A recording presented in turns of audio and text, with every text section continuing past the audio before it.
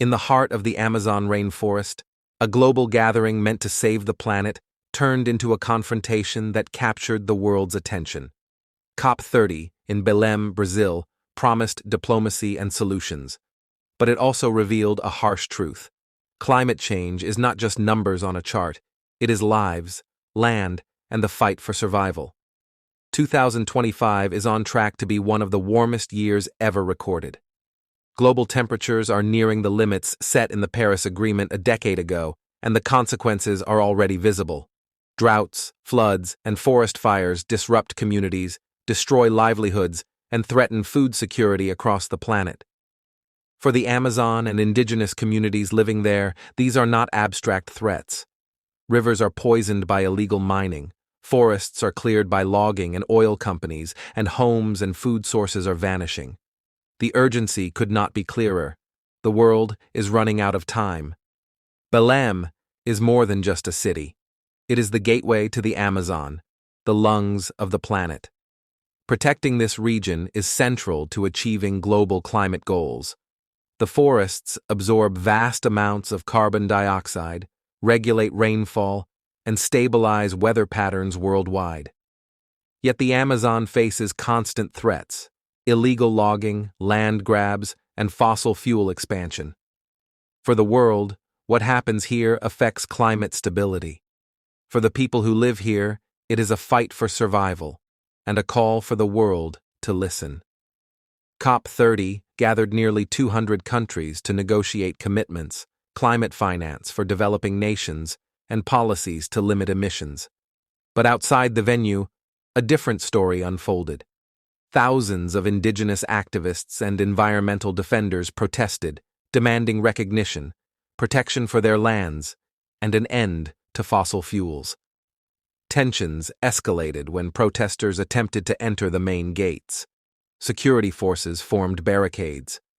Some protesters pushed forward, others blocked roads in peaceful defiance. Shouts, chants, and confrontation erupted, leaving both protesters and security personnel injured. The dramatic scenes went viral, sparking global debate. Are the people most affected by climate change truly being heard? Or is international diplomacy failing to include the voices that matter most? Inside, negotiations continued under high pressure. Developing nations pushed for real adaptation funding. Major emitters signaled cautious support. Discussions on carbon pricing and border adjustment mechanisms hinted at significant shifts in international trade and investment flows. The United States sent no senior officials, reflecting long-standing inconsistencies in climate diplomacy. California Governor Gavin Newsom attended separately, signaling subnational commitment, but the absence of a unified national strategy underscored the fragility of global cooperation. Meanwhile, indigenous voices gained unprecedented prominence in panels and media briefings, emphasizing that climate solutions must protect forests and communities on the front lines. The outcomes of COP30 will shape the next decade. Observers should watch how adaptation funds are distributed, how carbon border adjustments affect trade, and whether indigenous land protections are strengthened. The summit revealed that climate policy is not just about emissions targets, it is about justice, finance, and inclusion.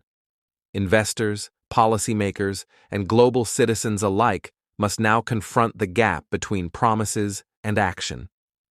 The Amazon, developing nations, and major polluters remain central to the global fight against climate change.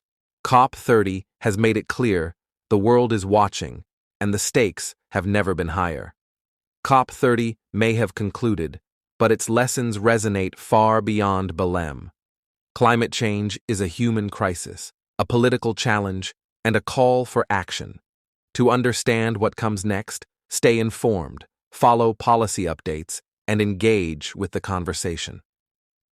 For more deep dives into global events, subscribe and turn on notifications. The fight for our planet continues, and understanding it is the first step.